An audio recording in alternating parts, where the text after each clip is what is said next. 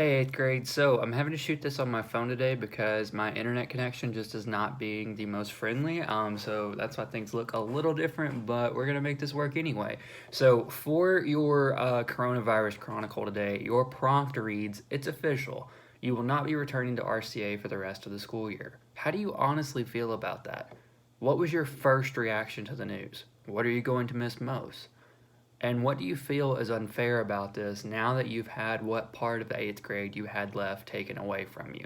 And then I put in parentheses there that you need to make sure that you answer every question in some way within your entry. So it doesn't mean that you have to spend a whole lot of time or like spend like the same amount of sentences on each particular question, but you do need to make sure that you answer each once. And basically, with that first question, how do you honestly feel about that? Like, what are your thoughts on that? Like, are you, are you feeling pretty good about that? Are you feeling like upset about it? Are you kind of wishing that like school could just be canceled at this point completely?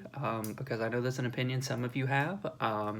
And where are you? Where are you on that? How do you feel about that? But then the next question is like, what was your first reaction to the news? Like when you first read the email, or your parents read the email, or told you about the email, like that Mr. Wrench sent out that was saying that we won't be going back to school because of the governor's order. What was your first reaction to that? Like, I know what mine was. I cried because I'm very upset that I don't get to teach you guys the way that I want to, and we don't get to do the things that like I had thought about doing, which is upsetting. And it's my first year teaching, and I was like, I've had that taken away from me, and that doesn't feel fair at all.